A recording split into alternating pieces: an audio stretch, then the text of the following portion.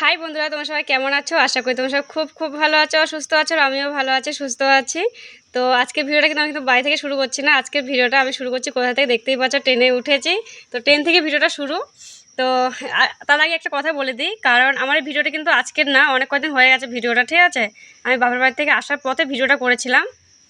তো আশা করি তোমরা রাস্তার পাশগুলো দেখে বুঝতে পারছো আমরা কোন জায়গাটায় আছি আপাতত। কোন জায়গাটা বলতো, যে কয়েকদিন আগে মানে দুদিন আগে যে মানে কাঞ্চনজঙ্ঘা ট্রেনটা যে অ্যাক্সিডেন্ট করেছে, তো সেই জায়গা দিয়ে আসছি আমরা এখন। তো আমরাও কিন্তু সেদিন সেই ট্রেনে আসার আমাদেরও কথা ছিল, কিন্তু ব্যাপারটা হচ্ছে কি বলো তো, সেদিন বৃষ্টির জন্য আমার বাড়ি থেকে বেরোতে পারিনি। তাই মানে মরার হাত থেকে বেঁচে ফিরেছি বলতে পারো। মানে খুব মানে কোপার জন্য বেঁচে গেছি, কারণ আমরা বৃষ্টির জন্য আসতে পারিনি বলে বেঁচে। যদি আমরা যদি বৃষ্টি যদি না থাকতো আমরাও কিন্তু আসতাম।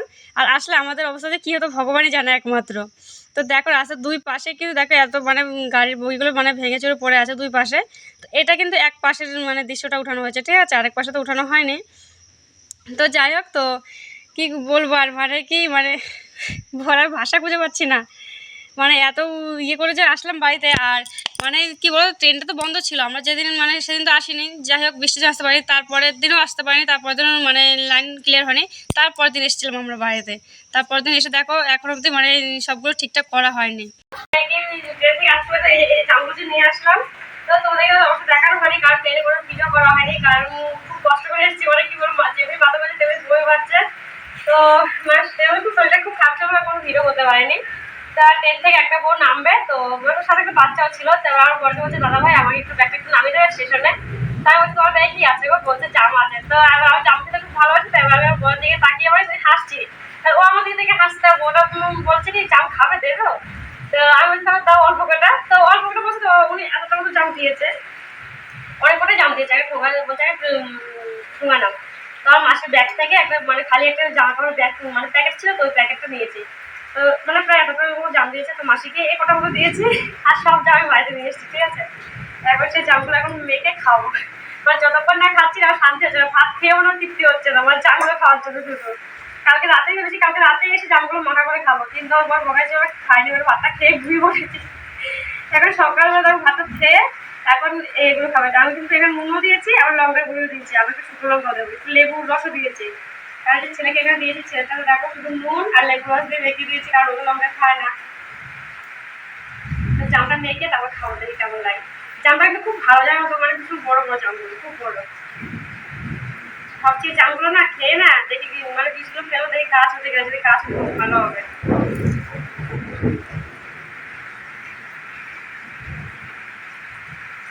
বেশ ঝাল ঝাল করে হবে, একটু শুকনো লঙ্কা পোড়াও দিলাম, আবার লঙ্কার গুঁড়িও দিলাম, দুটোই দিলাম। লঙ্কার গুঁড়ি দিয়েছি একটু কালার হবে, একটু খাড়া দিন দাঁড়াও। তো একটা খাড়া নিয়ে এসলাম, হ্যাঁ। তবে আমার মা আর আমার বাবা মানে আমার মা বাবার আগে খুব জামা মানে আমরা যখন আসলে ছিলাম আর কি, তখন কি হবে কোথায় এখন জাম দিত। আর জামের মধ্যে একবার সে কাটা কাটা থাকলে মানে গোটা আছে, দেখবো রাস্তার আশেপাশে কাজগুলো কি ঘাটা করে না কি বলা যায় না। চুলে দিলে তো চুল পুরো সব একদম পুরো চট বেঁধে যায় ওই গাছের মানে গোটাগুলো দিয়ে। ওই গোটাগুলো জামের মধ্যে দিয়ে দিত, তারগুলো কাটার মতো, তো ওগুলো মানে দিয়ে আর থাল দিয়ে এগুলো বাড়ি দিত। আর কাটা কাটা করে ধুতো, ওর মধ্যে নুন লঙ্কাটা ভালো করে ঢুকে যেত। তারপর ওগুলো মাখা হয়ে ওগুলো ফেলে দিত, ফেলে দিয়ে তারপর খেত। কিন্তু আমার সেটা নেই, আর থাল দিয়ে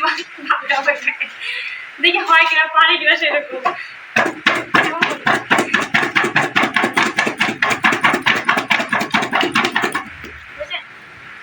একটু একটু হয়েছে মনে হয়। একটু অফ করুন, আর একটু করতে হবে। থাক, ওটা পরে রাখতে হবে।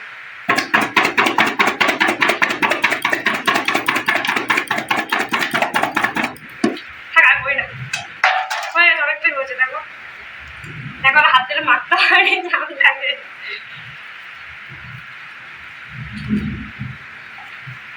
এক দুটো আছে গোটা গোটা, ওগুলো একটু ভেঙে দিলেই হবে।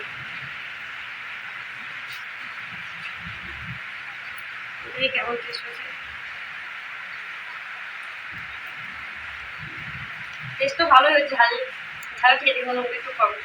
জাম মাখাটা খেয়ে চান টান করে, তো আজকে আমার বৃহস্পতি ছিল, আজকে পুজো টুজো দিলাম, পুজো টুজো দিয়ে তো এখন যাচ্ছে হচ্ছে একটা নিমন্ত্রণ বাড়িতে। তো নিমন্ত্রণ বলতে আমার মানে পিসি মেয়ে আর কি, মানে আমার একটা মানে দিদির মেয়ে আর কি, দিদির মেয়ের অন্নপ্রাশন আর কি।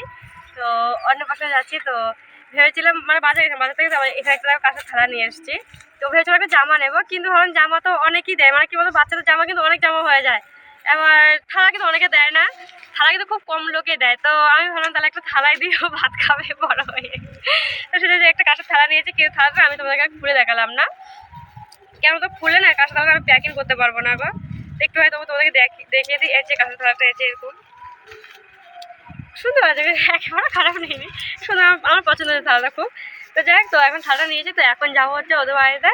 তো তো অনেকটা দেরি হয়ে গেছে, 2:30 বেজে গেছে, মানে যাইবাবু বলছিল আমি সকালবেলা যেতে, কিন্তু কি বলো না, কালকে সে ট্রেন থেকে আসলাম তো, আর সকাল রান্না বান্না করে তেমন বৃষ্টি ছিল, মানে আমার পাশের ওইটাটা দেখে বুঝতে পারলাম বৃষ্টি ছিল, এখন ঠান্ডা ভাবার বৃষ্টির জন্য বেরোতে পারিনি। তো এখন যেহেতু বৃষ্টি নেই, তো এখন বেরিয়েছি। তো যাই হোক, তো এখন যাবো এই যে দেখো চলে এলাম দিদির বাড়িতে। তো এসে দেখি পুচকুকে খাওয়াতে বসেছে। তো আমাদের আসতে একটু দেরি হয়েছে, তাই পুচকুর চান টান করারও কিছু দেখা হলো না, কারণ মুকুটা মুকুটা